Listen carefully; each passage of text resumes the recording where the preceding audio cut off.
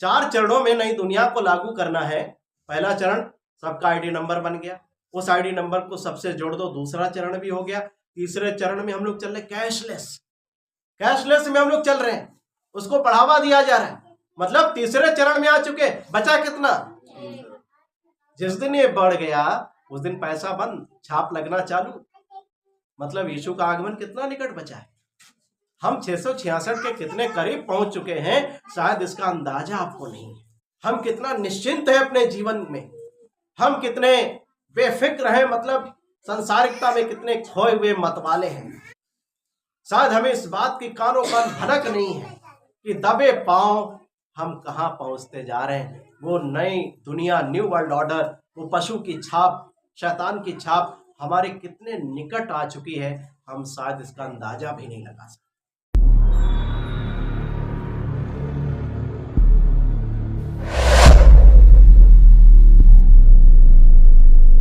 आज हम लोग परमेश्वर के वचन से सीखने वाले हैं एक राज्य जो आने वाला है, जो 666 के नाम से जाना जाएगा, जिसका अंक होगा, एक नंबर होगा 666 उस 666 के हम कितना करीब आ चुके हैं, आज हम लोग इस विषय पर सीखें। 666 के बारे में पता है ना सबको?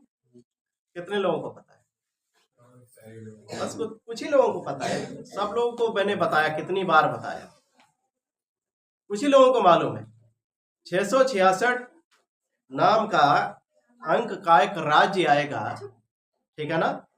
और वो 666 के हम कितना करीब आ चुके हैं, आज हम लोग परमेश्वर के वचन से सीखेंगे, ठीक है ना? मेरे साथ पढ़ने के लिए निकाल लीजिए प्रकाशित वाक्य की पुस्तक 13 अध्याय और इसका पहला और दूसरा पद पढ़िए। देखिए क्या लिखा है। तब मैंने एक पशु को समुद्र में से निकलते हुए देखा, जिसके 10 सींग और 7 सिर थे। उसके सींगों पर 10 राजमुकुट और उसके सिरों पर परमेश्वर की निंदा के नाम लिखे हुए थे। जो पशु मैंने देखा वह चीते के समान था, और उसके पांव भालू के से और मुंह सिंह का सा था। उस अजगर ने अपनी सामर्थ्य और अपना सिंहासन और बड़ा अधिकार उसे दे दिया। ठीक है, सुनिए। तो यहाँ पर देखिए, यूहन्ना परमेश्वर का दास जो पतमुस नामक टापू में प्रभु के सुसमाचार के कारण कैद था। इधर ध्यान से सुनिए। प्रभु का दास यूहन्ना सुसमाचार के कारण जो पतमुस नामक टापू में कैद था, प्रभु ने उसको दर्शन देकर के आने वाली जो भविष्य में होने वाली जो बातें थी, जो घटनाएं थी होने वाली, उन सभी को आज से 2000 साल पहले ही उसको बता दिया, दिखा दी। हालेलुया। हालांकि ये कोई नई बात नहीं थी कि प्रभु ने आने वाली बातों को यूहन्ना को दिखाया। इससे पहले जकरिया की पुस्तक जब आप पढ़ोगे, दानियल की पुस्तक जब आप पढ़ोगे, तो इनमें ज्यादातर भविष्यवाणी जो प्रकाशित वाक्य में जोड़ी गई हैं, ये पहले से ही परमेश्वर अपने इन दासों को बता चुका था कि आने वाले दिनों में, अंत के दिनों में इस दुनिया में क्या क्या होगा। लेकिन यूहन्ना को परमेश्वर ने दर्शन के द्वारा अपने स्वर्गदूत को भेज करके स्पष्ट किया कि दुनिया में जो घटनाएं होने वाली हैं वो कैसे होंगी, क्या होगा, कितने कठिन समय आएंगी। ये सारी बातें अपने दास यूहन्ना के द्वारा परमेश्वर ने बता दिया और हम तक पहुंचा दिया। हालेलुया। आज जब हम प्रकाशित वाक्य 13 अध्याय को पढ़ रहे हैं, तो यहाँ पर पहले दूसरे पद को जो अभी पढ़ा गया, यहाँ लिखा है कि एक समुद्र में से एक पशु को निकलते हुए यूहन्ना देखता है। और ये समुद्र क्या है? मेरी बात सुनिए, ये समुद्र क्या है? इसको आप वो पानी वाला जो बड़ा समुद्र है उसको मत सोचिएगा। ये भविष्यवाणी की किताब है। अंत समय में क्या क्या होगा, परमेश्वर ने अपने दास के द्वारा, भविष्यवाणी के द्वारा हमको सब कुछ बता दिया। हालेलुया। ये भविष्यवाणी है, और भविष्यवाणी ज्यादातर कोड वर्ड में होती, याद रखिएगा। परमेश्वर उसको भेद के रूप में बताता है, रहस्य के रूप में बताता है। और यहाँ पर भी यूहन्ना ने जो समंदर से एक पशु निकलते हुए देखा, ये समंदर कोई पानी वाला समंदर नहीं, याद रखिएगा, ये समंदर राजनीति का समंदर है। राजनीति का उठता बैठता जो समंदर है, उसमें से एक पशु निकलेगा। पशु कोई जानवर नहीं है, एक राज्य है, इस बात को याद रखिएगा। एक राज्य उदय होगा और वो क्या करेगा, मेरी बात सुनिए, वो शैतान के दिए हुए अधिकार के द्वारा इस धरती पर काम करेगा। इस धरती को क्या करेगा, धरती के रहने वालों को अपने अधिकार में ले लेगा। जैसा कि यहां पर लिखा हुआ है कि जो पशु समंदर में से निकला, उसके सिर पर परमेश्वर की निंदा के नाम लिखे हुए थे, और वो पशु दिखने में चीते के समान था। उसके पांव भालू के से थे और मुंह सिंह के जैसा था। देखा, उस अजगर ने अपनी सामर्थ और अपना सिंहासन और बड़ा अधिकार उसको दे दिया। यह अजगर कौन है? शैतान। जो राजनीति से एक पशु निकलने वाला है, राजनीति के उठते बैठते समंदर से, वो किसके अधिकार में होकर के, किसका अधिकार प्राप्त करके काम करेगा? शैतान का अधिकार प्राप्त करके काम करेगा। और ये क्या करेगा? शैतान का अधिकार प्राप्त करके क्या करेगा? ये पूरी दुनिया के लोगों पर शासन करेगा। जब आप इसका 7-8 पद पढ़ते हैं, देखिए यहाँ पर क्या लिखा है इसी का। उसे यह भी अधिकार दिया गया कि पवित्र लोगों से लड़े और उन पर जय पाए, और उसे हर एक कुल और लोग और भाषा और जाति पर अधिकार दिया गया। पृथ्वी के वे सब रहने वाले जिनके नाम उस मेमने के जीवन की पुस्तक में लिखे नहीं गए, जो जगत की उत्पत्ति के समय से घात हुआ है, उस पशु की पूजा करेंगे। ठीक है ना?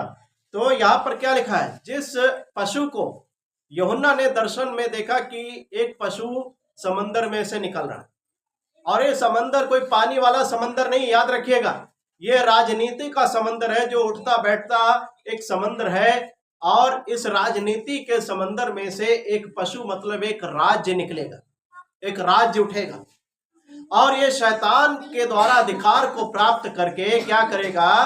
पूरी दुनिया के लोगों पर शासन करेगा। क्योंकि जब हम इसके 7 पद को पढ़ते हैं, यहाँ पर लिखा है कि उस पशु को हर एक कुल, हर एक भाषा और जाति के लोगों पर क्या हुआ? अधिकार दिया गया। ये सारी दुनिया के लोगों पर अधिकारी होगा, अधिकार करेगा। और थोड़े आगे चलने के बाद क्या होगा कि एक पशु और आएगा जो पृथ्वी में से निकलेगा। याद रखिएगा, ये कोई जानवर नहीं है। जो पहले समंदर में से जानवर निकला, पशु निकला, उसको जानवर मत ले लीजिए। सोचिएगा कि कोई जानवर निकल आया 3-4 प्रकार का, एक में ही मुंह किसी और प्रकार का है, पैर किसी और प्रकार के हैं, ठीक है ना? ये उसकी भयानकता को दिखाता है। ये जितने जानवरों से उसकी तुलना किया गया है। एक बार फिर से इसको पढ़िए, 13 अध्याय 1 पद से फिर से पढ़िए। तब मैंने एक पशु को समुद्र में से निकलते हुए देखा, जिसके 10 सींग और 7 सिर थे। उसके सींगों पर 10 राजमुकुट और उसके सिरों पर परमेश्वर की निंदा के नाम लिखे हुए थे। ठीक है, यहाँ पर क्या लिखा है? लिखा है कि यूहन्ना दर्शन में क्या देख रहा है? देखा, तब मैंने एक पशु को समुद्र में से निकलते हुए देखा। ये समुद्र कोई पानी वाला समुद्र नहीं है, ये राजनीति का उठता बैठता समुद्र है, जिसमें से एक पशु निकल रहा है। और ये पशु कोई जानवर नहीं, याद रखिएगा, ये एक राज्य है। हालेलुया, ये एक राज्य है। और क्या लिखा है? जिसके 10 सींग और 7 सिर थे, उसके सींगों पर 10 राज मुकुट और उसके सिरों पर परमेश्वर की निंदा के नाम लिखे हुए थे। मतलब ये जो पशु निकल रहा है राजनीति में से, ये मतलब पावरफुल है। ये मतलब 10 सींग किसको दिखाता है? ताकत को दिखाता है, याद रखिएगा, सामर्थ्य को दिखाता है। और ये जो पशु है, ये जो राज्य है, ये क्या करेगा? परमेश्वर के निंदा करेगा। हर एक काम वही करेगा जो परमेश्वर ने मना किया है, यानी कि परमेश्वर के विपरीत हर एक काम करेगा। और देखिए क्या हुआ, आगे पढ़िए, 2 पद पढ़िए। जो पशु मैंने देखा वह चीते के समान था और उसके पांव भालू के से और मुंह सिंह का सा था। उस अजगर ने अपनी सामर्थ्य और अपना सिंहासन और बड़ा अधिकार उसे दे दिया। जो पशु यूहन्ना ने दर्शन में समंदर में से निकलते देखा था, लिखा है कि वह चीते के समान था। किसके समान? चीते के समान, मतलब तेज दौड़ने वाला जानवर कौन है? चीता। ठीक है ना, बहुत ही फुर्तीला। और उसके पांव कैसे थे? भालू के समान। और उसका मुंह कैसा था? सिंह का सा। यानी कि ये जो पशु होगा, जो राज्य होगा, उसकी तुलना जानवर से, किससे? 3 प्रकार के जानवर से की गई। जो समंदर से जानवर निकल रहा है उसकी तुलना 3 जानवरों से की गई, चीता, भालू और शेर। ठीक है ना। और ये तीनों जानवर बहुत ही खतरनाक होते हैं, सामर्थी होते हैं, ताकतवर होते हैं।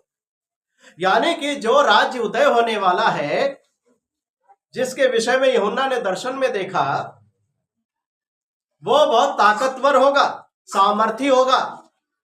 और आगे क्या लिखा है?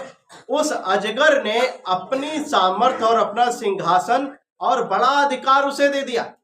मतलब ये जो राज्य, राजनीति के समंदर से निकलने वाला है, यह शैतान से सामर्थ पा करके, अधिकार पा करके इस धरती पर राज्य करेगा। ताकत के साथ राज्य करेगा, सामर्थ के साथ राज्य करेगा। और ये जो जानवर है, ये पहला जानवर है, पहला राज्य है। और ये बहुत साल पहले इस धरती पर उदय हो चुका है। और इसके अधिकार में जो पहला पशु निकला समंदर में से, इसके अधिकार में जब आप 7 पद पढ़ोगे, यहां पर लिखा है कि इस धरती पर के रहने वाले हर एक कुल के लोग और भाषा के लोग और हर एक जाति के लोगों पर क्या हुआ? इस पहले पशु को अधिकार दिया गया।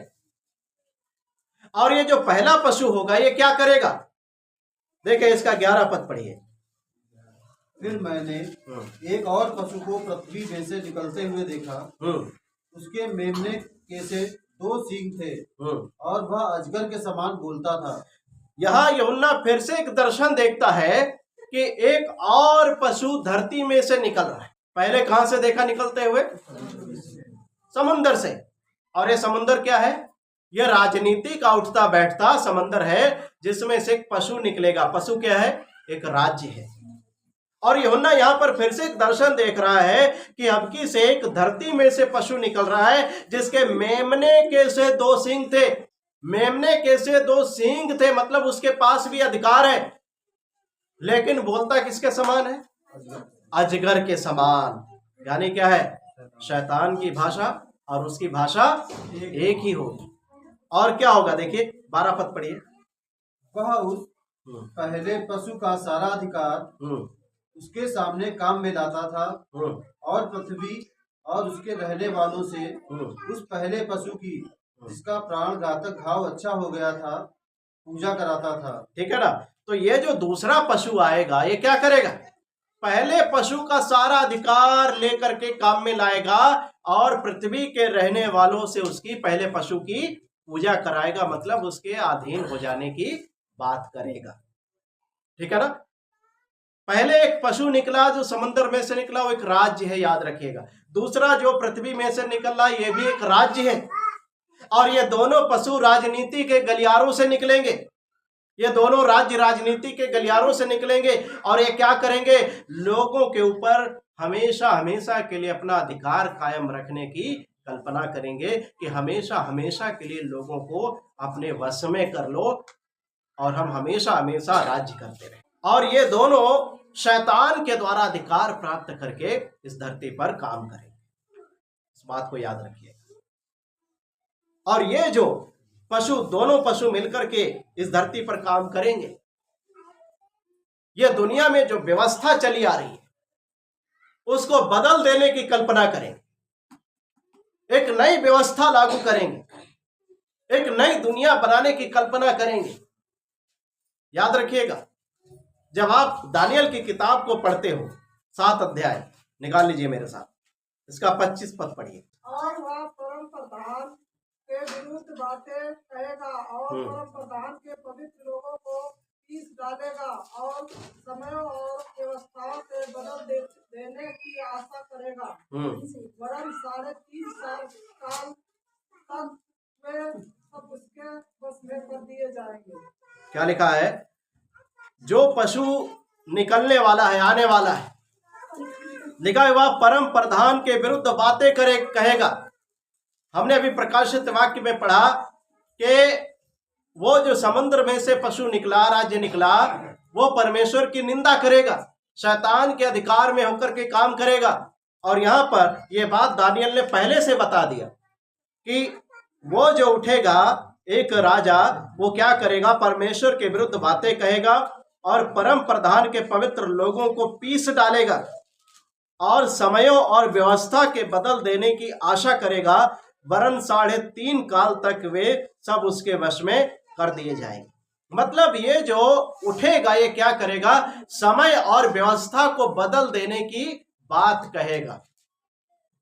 यानी कि जो पुरानी व्यवस्था चली आ रही उसको हटा देगा, एक नई व्यवस्था को लागू करेगा। अभी आप लोगों ने पता नहीं सुना कि नहीं सुना, मैंने कई बार आप लोगों को बताया भी है शायद। पूरी दुनिया में एक बात की इस समय हमेशा चर्चा होती है, new world order, one world government. आपने सुना इसको? न्यू वर्ल्ड ऑर्डर क्या है? वन वर्ल्ड गवर्नमेंट क्या है? मतलब पूरी दुनिया में एक ही गवर्नमेंट, एक ही सरकार। न्यू वर्ल्ड ऑर्डर मतलब एक नई दुनिया बनाने का एक सपना, एक आदेश। और ये न्यू वर्ल्ड ऑर्डर क्या होगा, कैसे होगा? याद रखिएगा, ये जो नई दुनिया होगी ये कैसे चलेगी, इंसान इसमें कैसे काम करेगा? इस नई दुनिया में हर एक काम अंक के द्वारा होगा, नंबर के द्वारा होगा। इस बात को याद रखिएगा। कैसे होगा? नई दुनिया में इंसान कैसे चलेगा? अंक के द्वारा, नंबर के द्वारा। समझ गए? अभी नहीं समझे, मैं आपको समझाता हूं इसको। यानी कि ये जो पशु निकल रहा है, ये व्यवस्था को खत्म कर देने की बात कर रहा है, एक नई व्यवस्था लागू करने की बात कहेगा और वो कामयाब भी होगा कुछ हद तक। समझ गए? बहुत तेजी से इस पर काम चल रहा है, नई दुनिया बनाने का एक सपना। और ये जो नई दुनिया है इसमें पैसे का कोई काम नहीं होगा। जो रुपया है ना, हमारी जेब में होता है, कैश होता है ना, नोट होते हैं, सिक्के होते हैं। इस नई दुनिया में, न्यू वर्ल्ड ऑर्डर में पैसे का चलन नहीं होगा। पैसे को बिल्कुल समाप्त कर दिया जाएगा, बंद कर दिया जाएगा। ठीक है ना? अब आप सोच रहे हैं कि ये सब अगर पैसा बंद हो जाएगा तो सब काम कैसे होगा? काम होगा। पैसा आपके बैंक अकाउंट में रहेगा, वो आपको हाथ में लेने की जरूरत नहीं है, वो आपको दिखाई नहीं पड़ेगा। ये नोट वगैरह ये सब खत्म हो जाएंगे। आपके बैंक अकाउंट में पैसा होगा, वो हवा वाला पैसा होगा, कैशलेस। और उससे आपके बैंक अकाउंट में जो पैसा है और आपके पास एक नंबर है, उस नंबर के द्वारा, अंक के द्वारा आप लेन देन कर पाओगे। अगर आपके पास अंक नहीं है, नंबर नहीं है, तो फिर आप कोई भी लेन देन नहीं कर पाओगे। इस बात को याद रखिएगा। और ये जो न्यू वर्ल्ड ऑर्डर है, इसको पूरी दुनिया में लागू करने के लिए 4 चरण बताए गए। 4 चरण, 4 स्टेप है, 4 चरण। इनको 4 चरणों में लागू करना है। पहला चरण क्या है? जैसा कि मैंने आपको बताया कि ये जो नई दुनिया होगी, ये हर एक इंसान कैसे चलेगा? इसमें अपने नंबर के द्वारा, अपने अंक के द्वारा चलेगा। पहला चरण क्या है? पहला चरण यह है नई दुनिया बनाने के लिए कि हर एक इंसान का एक आईडी नंबर होना चाहिए। समझ गए? क्या होना चाहिए? ID number. आज से लगभग 13-14 साल पहले भारत के लोग अचानक लाइन में लग गए। मैंने भी सुना कि भाई क्यों लोग भागे चले जा रहे हैं। जो स्कूल होते थे या कोई ऐसी जगह होती थी जहां पर लोगों को इकट्ठा किया गया, मतलब लाइन में लगा दिया गया। आदेश क्या दिया सरकार ने कि एक आधार कार्ड नाम की एक आईडी बनेगी, जिसमें एक सबका नंबर होगा और वो सभी को जरूरी है बनवाना। पूरे भारत के लोग क्या हुए? लाइन में लग गए। और उस समय जब हम तक ये खबर पहुंची तो भाई मैंने और मेरी पत्नी ने सोचा कि भाई ये नंबर, आईडी नंबर वाला क्या मतलब। उसी समय थोड़ा सा बड़ा अजीब लगा, मतलब नंबर क्या, उस समय कुछ भी प्रकट नहीं था, ये आखिर क्यों बन रहा है। और अभी भी जो न्यू वर्ल्ड ऑर्डर आ रहा है ये अभी प्रकट नहीं है, लेकिन अंदर अंदर से बहुत तेजी से काम चल रहा है, इस बात को याद रखिएगा। 13-14 साल पहले भारत सरकार ने ऑर्डर दिया, उस समय मनमोहन सिंह जी प्रधानमंत्री थे। क्या बोले कि सबको एक आधार कार्ड बनवाना है, उसमें आपका आधार कार्ड नंबर होगा, आईडी नंबर होगा, उसी से आपका सब कामकाज होगा, बहुत आसान जिंदगी आपकी हो जाएगी। मैंने भी कई लोगों से सलाह लिया, प्रभु के दासों से, कि इसको बनवाना चाहिए कि नहीं बनवाना चाहिए। तो उन्होंने कहा कि बनवा लो, अभी कोई दिक्कत नहीं, आगे चल पता चलेगा ये आखिर है क्या। भाई हमने भी बनवा लिया। थोड़े दिन के बाद पता लगा कि अब ये जो आधार नंबर है ना आपके पास, आधार कार्ड, इसको हर चीज से जोड़ा जाए। आपके बैंक अकाउंट से जोड़ा जाएगा, आपके राशन कार्ड से जोड़ा जाएगा, आपके ड्राइविंग लाइसेंस से जोड़ा जाएगा, आपके सिम कार्ड से जोड़ा जाएगा, यानी कि हर काम इसी के द्वारा होगा। समझ गए? हुआ क्या कि सबने आधार कार्ड, भाई सरकार का ऑर्डर आया, सबने जो है जुड़वा लिया, हमने भी जुड़वा लिया। एक सबका नंबर मिल गया। पहला चरण क्या था न्यू वर्ल्ड ऑर्डर का? एक सबका आईडी नंबर होना चाहिए। आधार कार्ड में 12 अंकों का एक आपके पास आईडी नंबर आ गया, और उस आईडी नंबर को सब जगह जोड़ दिया गया। मतलब उस नंबर से आपकी पहचान हो गई कि आप फला फला व्यक्ति हो, कहां के रहने वाले हो क्या नहीं हो, आपका सब कुछ उससे क्लियर हो गया। सब जगह आपकी पहचान उससे हो गई। अभी मेरी बात सुनी, अभी कुछ समय पहले मुझे पता चला कि स्कूलों में एक और आईडी पढ़ने वाले बच्चों की बन रही है, अपार आईडी। अपार आईडी के लिए माता पिता पर स्कूल की तरफ से बहुत दबाव बनाया जा रहा है कि हर एक बच्चे की अपार आईडी बनना जरूरी है। जब मुझे पता चला तो मैं भी गया अपने बच्चे के स्कूल, मैंने पूछताछ करने के लिए कि आखिर भाई अपार आईडी काहे के लिए बन रही, क्या कारण है। तो मेरे बेटे के स्कूल के जो प्रिंसिपल है उन्होंने मुझे बताया कि अगर आपके बेटे के पास ये अपार आईडी नहीं होगी तब इस आईडी के बगैर आपका बेटा आगे अब नहीं पढ़ पाएगा। उससे उसकी शिक्षा से जुड़ा हुआ जो कुछ भी है एक्टिविटी, वो सारा अब इसी पर अपलोड किया जाएगा, इसी पर सब कुछ आएगा और इसी के थ्रू सारे काम होंगे। अगर कहीं पर आपको एडमिशन लेना दूसरे स्कूल में तो आपकी अपार आईडी मांगी जाएगी, उसी से सारा डेटा निकाला जाएगा। अगर आपके पास ये नहीं है तो आपका पढ़ना मुश्किल हो जाएगा, आपके बच्चे का पढ़ना आगे बढ़ना मुश्किल हो जाएगा। तो मैंने पूछा कि भाई ये क्या अनिवार्य है बनवाना, क्या गवर्नमेंट ने इसको अनिवार्य किया है? उन्होंने कहा कि मुझे ये नहीं पता, लेकिन भाई मैं तो नौकरी करता हूं, मुझे जो ऑर्डर मिला है वो मैं लागू करूंगा, मुझे जो बोलेगी गवर्नमेंट मैं वो करूंगा। मैंने कहा बिल्कुल सही बात है सर, आप तो ड्यूटी कर रहे हो। मैंने कहा कि सर अगर ना बनवाऊं तो काम नहीं चलेगा।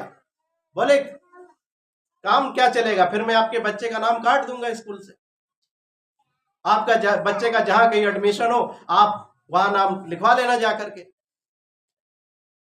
एक भाई और है, बड़े परेशान है, उनके बच्चे का आधार कार्ड का कुछ डेटा नहीं मिल रहा है।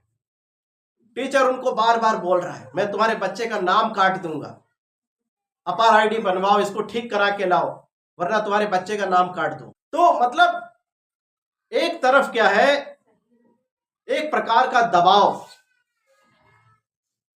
प्रेशर माता पिता के ऊपर। और जब मैंने सारी बातें सुनी तो मैंने YouTube पर खोजना शुरू किया तो बहुत सारे ऐसे वीडियो मिले जिनमें कई लोगों ने RTI लगाया। RTI का मतलब जानते हैं ना, राइट टू इंफॉर्मेशन, इसका मतलब होता है मतलब सूचना का अधिकार। अगर कोई सरकारी आदेश आता है, कोई काम ऐसा हो रहा है जिसके प्रति आपको कुछ संदेह है, तो आप इसकी पूरी जानकारी RTI के द्वारा आप ले सकते हो। तो कई लोगों ने RTI डाली, जानकारी निकाली कि क्या ये अनिवार्य है। और उसमें सरकार ने जो जवाब दिया वो जवाब ये है कि ये अनिवार्य नहीं है, किसी के ऊपर प्रेशर नहीं बनाया जाएगा, दबाव नहीं डाला जाएगा, ये माता पिता की मर्जी से बनाया जा सकता है। और दूसरी तरफ अखबारों में ये न्यूज आ रही है कि सरकार प्राइवेट स्कूलों को धमकी दे रही है, अगर तुमने हर एक बच्चे की अपार आईडी नहीं बनवाई तो क्या होगा, तुम्हारे स्कूल का लाइसेंस रद्द कर दिया जाएगा। बहुत सारी ऐसे अखबारों में न्यूज आ रही।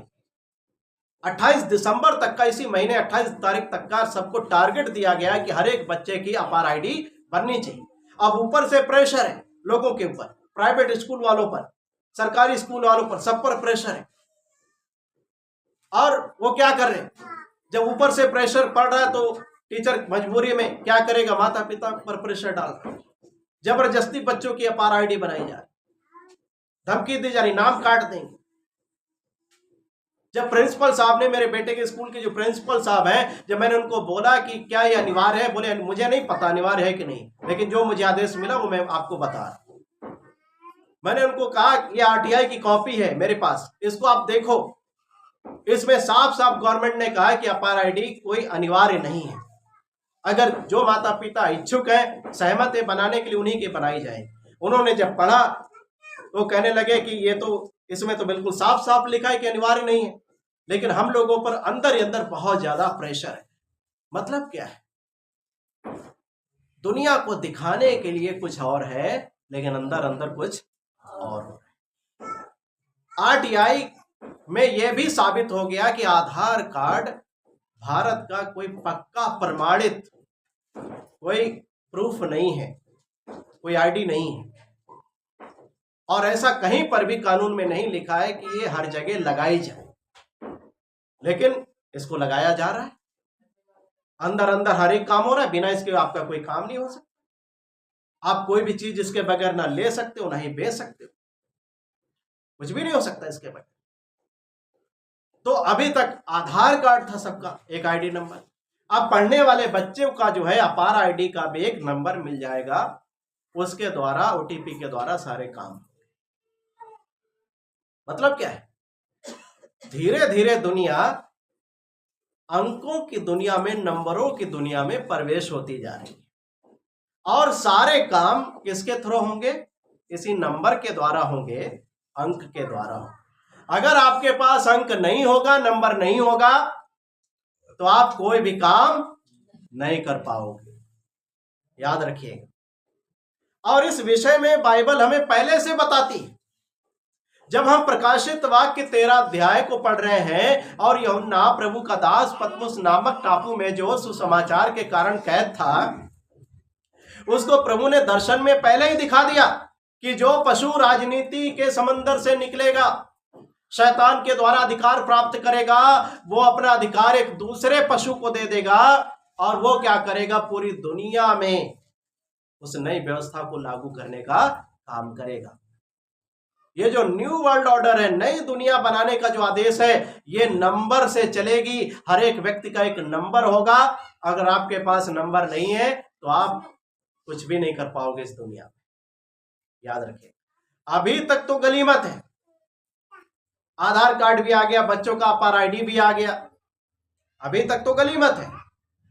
लेकिन ये दुनिया किधर बढ़ रही है धीरे धीरे, ये जो 4 चरण है ना, उनके बहुत ही निकट, बहुत ही करीब आती जा रही है। पहला चरण पूरा हो गया, सबके एक आईडी बन गया, नंबर आ गया, आईडी नंबर। उस आईडी नंबर को दूसरा चरण क्या है, सब चीजों से लिंक कर दो, उसको लिंक कर दिया गया। तीसरा चरण क्या है, कैशलेस को बढ़ावा दें। कैशलेस मतलब बिना रुपए का लेन देन। अभी तो मोबाइल में बहुत सारे ऐप आते हैं, गूगल पे है, पेटीएम है, यह है ना, फोन पे है, और भी बहुत सारे हैं। इनके द्वारा क्या होता है, लेन देन बड़ी आसानी से लोग कर रहे हैं। बड़ा मजा आता है इसमें, एक दूसरे से लेन देन करने में। बस ऐसे मोबाइल उठाया, वो अपना स्कैनर वाला ऑन किया, दुकानदार का स्कैनर जो रखा है बारकोड, उसको स्कैन किया, जितना पैसा देना उसको दे दिया, ट्रांसफर हो गया। ना खुलने की झंझट, ना ही बंधे का झंझट, कोई झंझट ही नहीं। जितना देना है दे दो। लोगों को लग रहा है बड़ा अच्छी चीज है तो, ठीक है ना। यानी कि आज इस समय धीरे धीरे चाहे गांव का व्यक्ति हो, शहर का व्यक्ति हो, हर एक व्यक्ति इस चीज को जान रहा है, समझ रहा है और लेन देन करना शुरू कर दिया है। और इस लेन देन, सुनिए, कैशलेस को बढ़ावा देने के लिए, मोबाइल से ट्रांजैक्शन करने के लिए, लेन देन करने के लिए सरकार ने टीम बनाई है महिलाओं की, लड़कियों की। वो गांव गांव में जाकर के महिलाओं को सिखा रही हैं। पता नहीं आपके यहां आई कि नहीं है, कि वो लेन देन करना मोबाइल से सीख लें, ऑनलाइन कैशलेस लेन देन करना सीख लें। और इस समय ज्यादातर लोग, सबके हाथ में ऐसा एंड्रॉइड वाला मोबाइल है, बड़ा वाला, और हर एक जन इस बात को समझ रहा है, जान रहा है, और इससे ऑनलाइन लेन देन करना, कैशलेस लेन देन करना ज्यादा लोगों को अच्छा लगता है, उसको सुरक्षित मानते हैं। लेकिन आपको नहीं पता कि आगे क्या होने वाला है। जब ये पूरी दुनिया के लोग ऑनलाइन कैशलेस लेन देन करना ज्यादातर सीख लेंगे, बढ़ जाएगा खूब। और इसको बढ़ाने के लिए एक बहुत बढ़िया तरीका अपनाया गया। कोरोना आया, कोरोना में क्या किया गया? सब कुछ, मार्केट सब कुछ बंद कर दिया गया, लोगों को घरों में कैद कर दिया है। इस कोरोना काल में लोगों ने बस मोबाइल चलाना सीखा है, ठीक है ना। सारी चीजें कैसे लेन देन होगा इससे वो सीख लिया बड़े अच्छे तरीके से घरों में बैठकर। अभी एक रिपोर्ट आई थी कि कोरोना काल में न जाने कितने हजार गुना कैशलेस करना दुनिया ने सीख लिया है, लेन देन कैशलेस ऑनलाइन। धीरे धीरे क्या हो रहा है, सरकार बस ये इंतजार कर रही है कि जब पूरी दुनिया के लोग लेन देन करना सीख लेंगे, ये खूब बढ़ जाएगा, ज्यादातर लोग डिपेंड हो जाएंगे। 80% भी डिपेंड हो गए कैशलेस लेन देन करने के लिए, तो बस फट से नोट बंदी करेंगे, नोट बंद कर दिया जाएगा पूरी तरीके से, और सबको बोला जाएगा कि भाई एक चिप है चावल के दाने के बराबर, एक चिप है चावल के दाने के बराबर, अपने माथे पर लगवा लो, हाथ पे लगवा लो, बस दुनियादारी का झंझट ही खत्म। आपको कोई भी चीज लेन देन करनी है, बस सीधे मार्केट में जाओ, दुकान में जाओ, वहां पर सिस्टम होगा, अपना हाथ आगे करोगे या माथा आगे करोगे, उस मशीन के सामने ऑटोमेटिक आपका सारा बायोडाटा उसके सामने आ जाएगा, और जितना आपने लेन देन किया उतना पैसा फीड करो, बस कट जाएगा उसी से, आपको सारे झंझट से मुक्ति मिल जाएगी। पैसा भी गिर जाता है, मोबाइल भी गिर जाता है, खो जाता है, ठीक है ना, यही बोला जाएगा। पैसा भी खो जाता है आपका, गिर जाता है, मोबाइल भी खो जाता है, गिर जाता है, चोरी हो जाता है, पैसा भी चोरी हो जाता है। एक काम करो, ये एक ऐसी चीज है तुम्हारे शरीर के अंदर रहेगी, ना खोने का डर, ना चोरी का डर, ना ही गिरने का डर, सारे झंझट ही खत्म। अब इसी से सारा लेन देन करो। और ये सारी बातें बाइबल ने पहले से ही बता दिया। ये जो नई दुनिया आएगी, इसमें सारे काम अंक के द्वारा, नंबर के द्वारा होंगे, और जिसके पास ये अंक और नंबर नहीं होगा वो कोई भी लेन देन नहीं कर पाएगा। आप इसका 13 अध्याय प्रकाशित वाक्य 16, 17 और 18 पद पढ़िए। उसने छोटे बड़े, धनी कंगाल, स्वतंत्र दास सबके दाहिने हाथ या उनके माथे पर एक एक छाप करा दी, कि उसको छोड़ जिस पर छाप अर्थात उस पशु का नाम या उसके नाम का अंक हो, अन्य कोई लेन देन न कर सके। क्या लिखा है? ये जो दूसरा पशु जो धरती में से निकलेगा, जो पहले पशु के अधिकार को काम में लाता है, वो पूरी दुनिया के सब रहने वालों पर, चाहे छोटा हो, बड़ा हो, धनी हो, कंगाल हो, दास हो, स्वतंत्र हो, कोई फर्क नहीं। अगर वो इंसान है तो उन सब इंसानों के ऊपर, छोटे बड़े चाहे कोई भी क्यों ना हो, सबके दाहिने हाथ या माथे पर एक एक छाप करा देगा, ठीक है ना। और जिसके माथे या हाथ पर इस पशु का नाम या उसके नाम का अंक नहीं होगा, वो कोई भी लेन देन नहीं कर पाएगा। इसका 18 पद भी पढ़ते। ज्ञान इसी में है जिसे बुद्धि हो, वह इस पशु का अंक जोड़ ले, क्योंकि वह मनुष्य का अंक है और उसका अंक 666 है। क्या लिखा है? ज्ञान इसी में है जिसे बुद्धि हो, वह इस पशु का अंक जोड़ ले, क्योंकि वह मनुष्य का अंक है और उसका अंक 666 है। याद रखिएगा, कितना अंक है? 666। इसका मतलब क्या है कि ये जो अंक बताया गया, ये जो राज्य आएगा, ये अपना काम अंक के द्वारा, नंबर के द्वारा करे। और मुझे उन्होंने बताया, हमारे बेटे के प्रिंसिपल साहब ने, कि अगर आपके बेटे का FRID नहीं है, OTP नहीं आएगा, तो याद रखिएगा आपका बेटा अब आगे नहीं पढ़ सकता। यानी एक तरफ गवर्नमेंट कह रही है अनिवार्य नहीं है, दूसरी तरफ अंदर अंदर से ऐसा मजबूर कर दिया कि मतलब ये अगर नहीं है तो आपका बच्चा आगे पढ़ नहीं सकता। तो मतलब क्या है? कोई आपसे कहने नहीं आएगा कि आप बनवा ही लो या छाप लगवा लो, ठीक है ना? कोई कहने नहीं आएगा, कोई आप पर दबाव डालने नहीं आएगा। लेकिन अगर आपको पढ़ना है, FRID बनवाना है, आपको राशन लेना है, बैंक खाते चलाना है, या कोई भी लेन देन करना है, तो आधार कार्ड बनवाना पड़ेगा, ID नंबर लेना पड़ेगा। वैसे ये होगा, अगर आपको दुनिया में जीवित रहना है तो आपको भैया छाप तो लेनी पड़ेगी, क्योंकि रुपया तो है नहीं, पैसा तो बंद हो गया। जब रुपया चलन में ही नहीं है, बंद हो गया, कैशलेस हो गई पूरी आबादी दुनिया की, और सारा लेन देन सब कुछ अंक के द्वारा, छाप के द्वारा हो रहा है, नंबर के द्वारा हो रहा है, और आपके पास वो है नहीं, तो कैसे लोगे? अब आपको तो भूख भी लगेगी, प्यास भी लगेगी, शरीर है तो कपड़े की भी जरूरत है, भोजन की भी जरूरत है, सब चीज की जरूरत है संसार में। अब बिना रुपये के तो ये सारे काम हो नहीं सकते। रुपया है नहीं चलन में, वो तो हवा वाला पैसा हो गया, और वो तभी काम करेगा जब आपके शरीर पर उस पशु के अंक की छाप होगी, ठीक है ना? यानी कि ऐसे नियम कानून में बांध दिया जाएगा कि इंसान ना चाहते हुए भी मजबूरी में क्या करेगा, उसको लेगा। और एक बार आपने वो छाप ले ली, आप किसके गुलाम बन जाओ?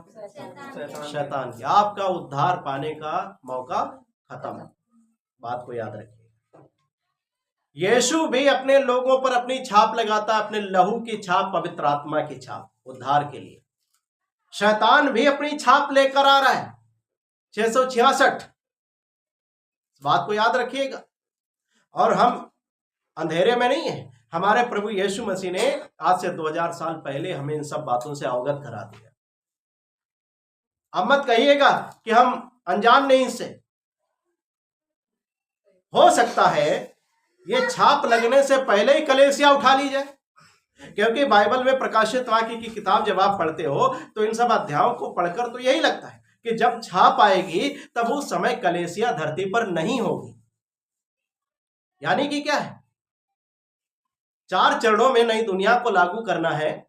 पहला चरण, सबका ID नंबर बन गया, उस ID नंबर को सबसे जोड़ दो, दूसरा चरण भी हो गया। तीसरे चरण में हम लोग चल रहे कैशलेस में हम लोग चल रहे हैं, उसको बढ़ावा दिया जा रहा है। मतलब तीसरे चरण में आ चुके, बचा कितना?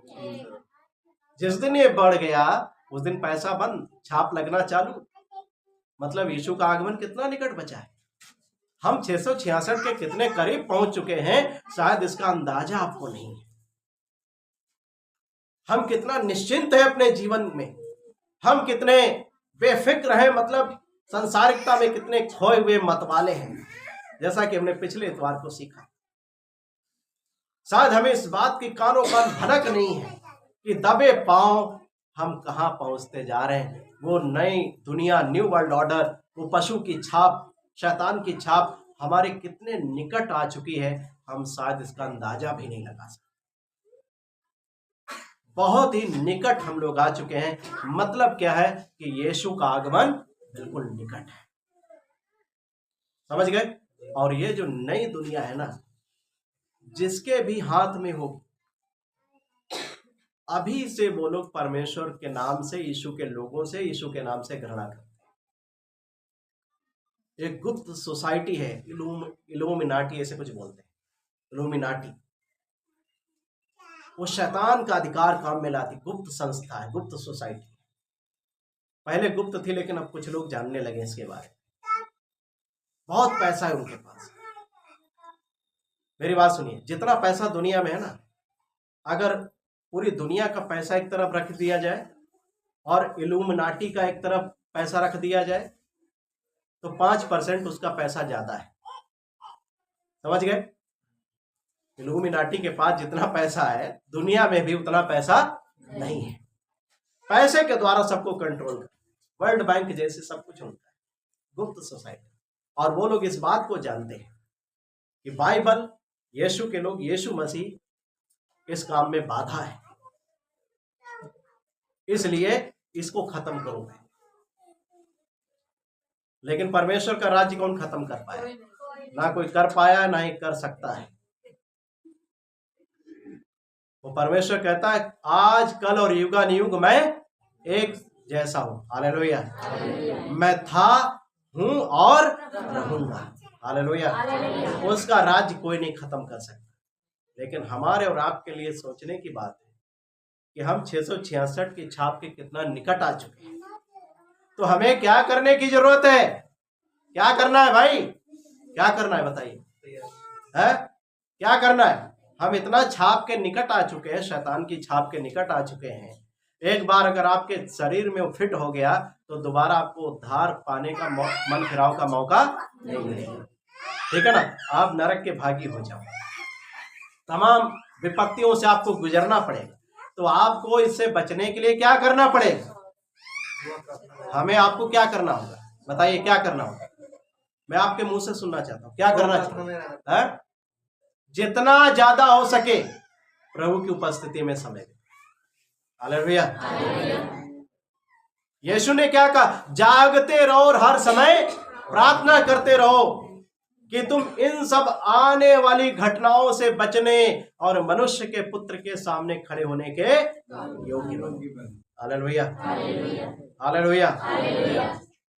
ये सब आने वाली जो घटनाएं, इनसे प्रभु में बचाना चाहता है और उसके लिए हमें कहता है कि तुम हर समय प्रार्थना करते रहो, जिससे तुम इन घटनाओं से ना केवल बचो बल्कि प्रभु के सामने खड़े होने के योग्य भी बनो। हालेलुया। हम बहुत ही निकट आ चुके हैं 666 के। इसका मतलब क्या है? यीशु का आगमन बहुत ही निकट है। हमें मन फिराव की जरूरत है, जागने की जरूरत है, पश्चाताप करने की जरूरत है, प्रार्थना में, उपवास में, संगति में, वचन में हमें मन लगाने की जरूरत है, ज्यादा से ज्यादा इसको करने की जरूरत है। हालेलुया। मन फिरा लो सारी दुनियादारी से। हम बहुत ही निकट आ चुके हैं। याद रखिएगा, जो दर्शन में यूहन्ना ने देखा कि एक समंदर में से पशु निकला, फिर एक धरती में से निकला। ये कोई जानवर नहीं है, ये राजनीति के गलियारों से दो ऐसे राज्य उदय होंगे। पहले एक आ चुका है, ये भी आ चुका है, लेकिन अभी प्रकट नहीं है। प्रकट होगा एक दिन, अभी काम कर रहा है। याद रखिएगा, अभी गुप्त है लेकिन वो प्रकट होने वाला है। धीरे धीरे अंदर अंदर काम हो रहा है। ये दो राज्य हैं जो व्यवस्था को बदल देने की बात करेंगे, जिसमें पैसे का कोई लेन देन नहीं होगा, कागजी कार्रवाई कोई नहीं होगी। याद रखिएगा, सब कुछ अंक से, नंबर से काम होगा। सब कुछ उसी के द्वारा कंट्रोल किया जाएगा, उसी के द्वारा आप आगे बढ़ पाओगे। अगर आपके पास नहीं होगा तो आप कुछ नहीं कर पाओगे। अगर एक बार आपके शरीर में वो चिप फिट कर दी गई, फिर आप अपने भी नहीं रह जाओगे। शैतान के पूरी रीति से गुलाम, और जो वो चाहेगा वो करना पड़ेगा। क्योंकि अगर आप उनकी बात को नहीं मानोगे, जहां तक मैंने सुना है, आपके नंबर जो होगा ना, नंबर की जो आईडी होगी उसको स्विच ऑफ किया जाएगा। सुपर कंप्यूटर के द्वारा सब कंट्रोल किया जाएगा, उसको स्विच ऑफ किया जाएगा।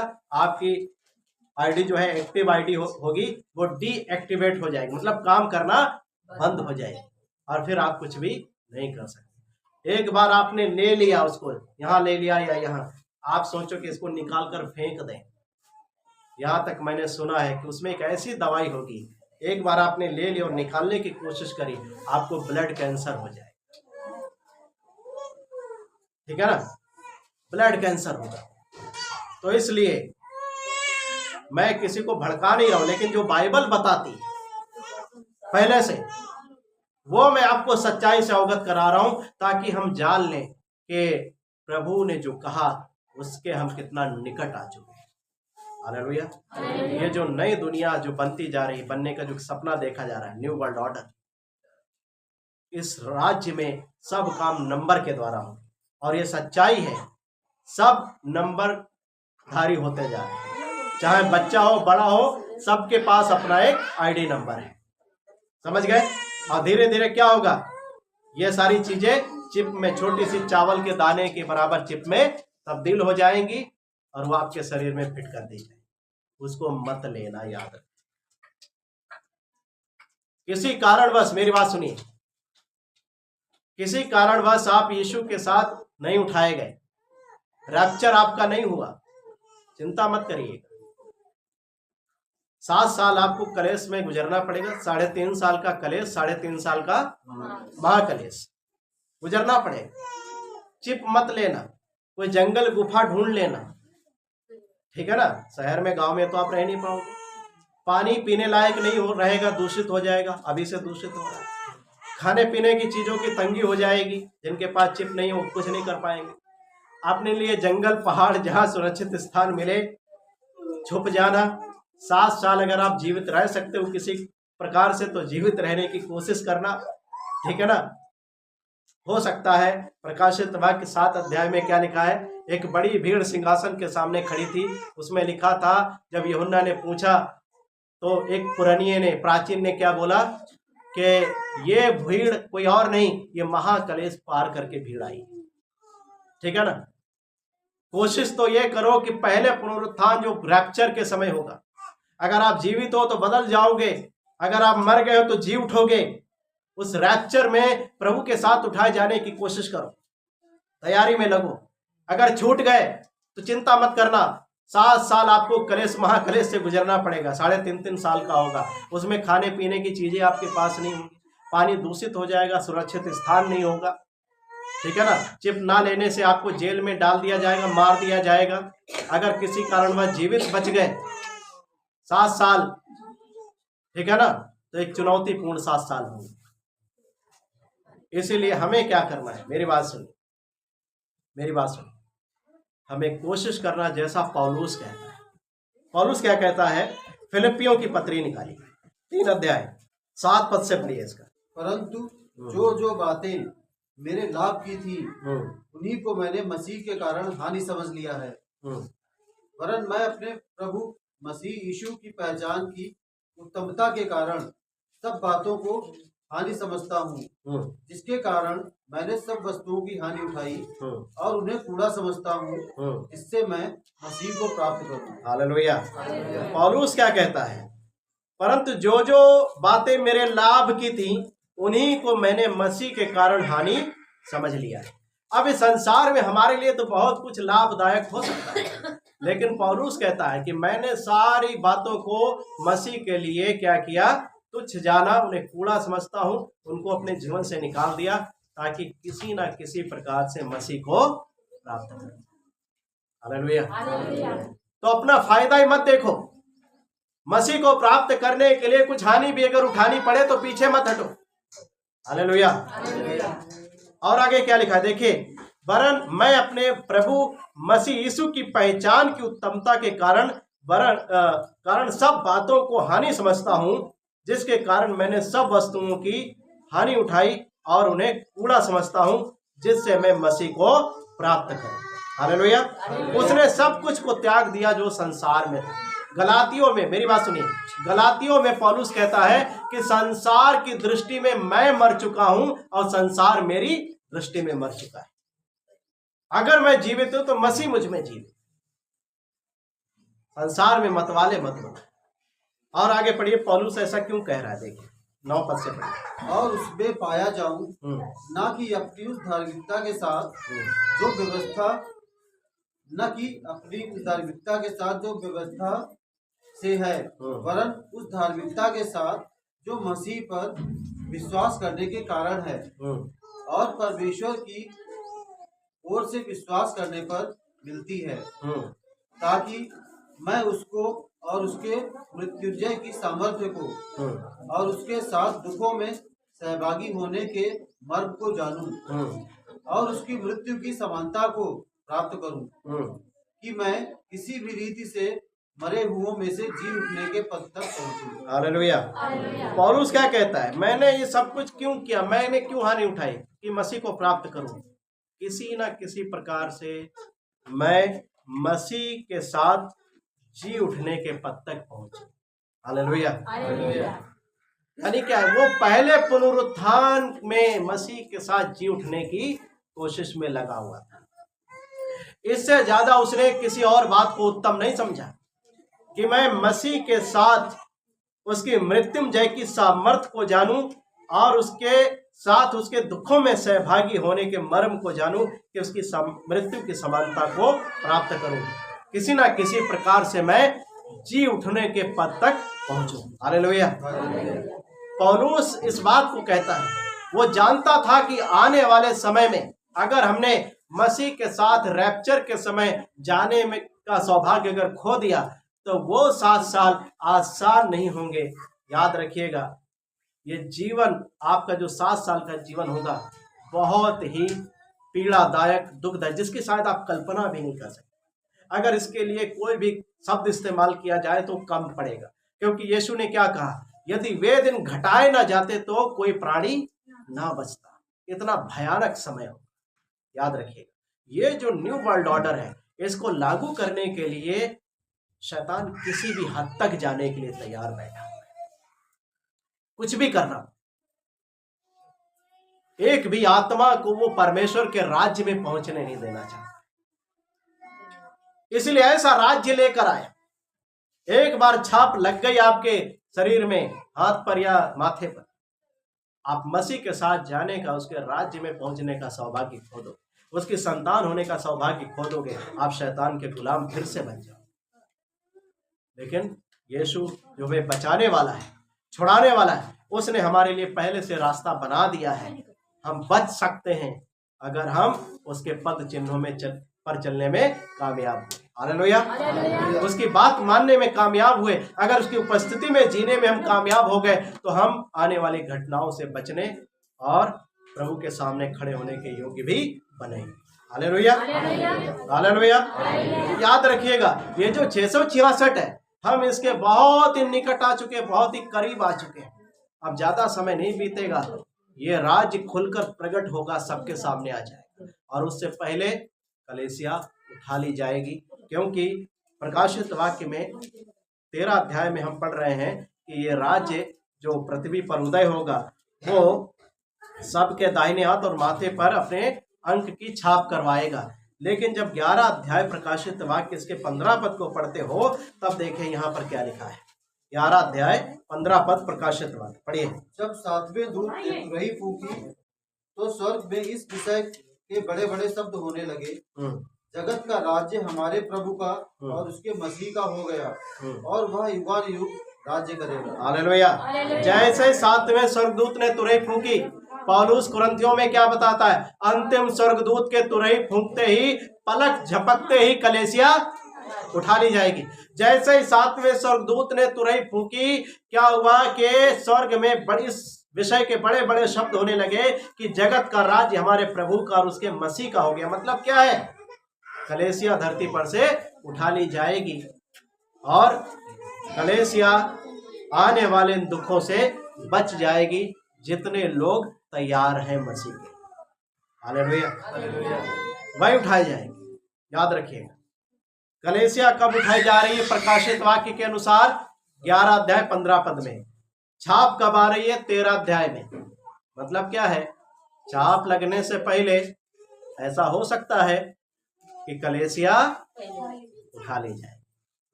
हम कितने निकट आ चुके हैं इस बात का शायद हमें अंदाजा नहीं। सावधान हो जाइए, सतर्क हो जाइए। ये छोटे छोटे पापों में जो गिर जाते हैं ना, अभी तक गुटखा छोड़ने में मुश्किल है, तंबाकू छोड़ने में मुश्किल है, नशे की छोटी छोटी चीजें छोड़ने में मुश्किल लगती है, शराब से अलग नहीं होना चाहते। लेकिन याद रखना, प्रभु ने क्या कहा, उसकी आंखें ऐसी शुद्ध हैं कि बुराई को देख नहीं सकता। कोई भी पाप करने वाला व्यक्ति, अशुद्ध चीज या अशुद्ध काम करने वाला व्यक्ति उसके राज्य में प्रवेश नहीं कर सकता। सारे गंदगी को, पापों को अपने जीवन से अलग करो। नशे को अपने जीवन से निकाल दो, चाहे आप कोई भी नशा क्यों ना करो।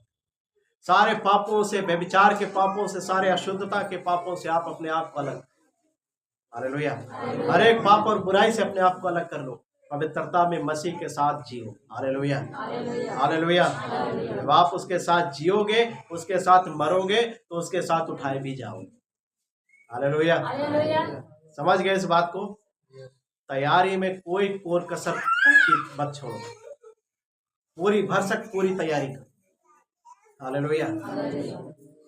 अगर किसी बात की आपको सबसे ज्यादा चिंता होनी चाहिए तो चिंता भी करो और आनंदित भी हो कि यीशु आने वाला है। इस बात के लिए आनंदित हो और चिंता इस बात की करो कि क्या मैं उसके साथ जाने के योग्य हूँ। यदि नहीं तो तैयारी करो, हालेलुया। और आज मैंने परमेश्वर के वचन से आपके सामने एक रहस्य को, एक भेद को बता दिया है जो प्रभु ने हमें पहले से बताया। ये कोई मेरा भेद नहीं, ये प्रभु ने पहले से बता दिया, हालेलुया। जो मैंने आपको बताया, आप इसको अगर समझ गए हैं तो बहुत ही सावधान हो जाए, क्योंकि यीशु का आगमन, हालेलुया, हालेलुया। तो प्रभु आप सभी को इस वचन के द्वारा आशीष दे और इसको याद रखिए और सोचिए कि हम कितना करीब 666 के आ चुके, ठीक है ना, बहुत ही निकट। प्रभु आप सभी को आशीष दे। हम सभी लोग अपने स्थानों पर खड़े हो जाएंगे, प्रार्थना में जाएंगे।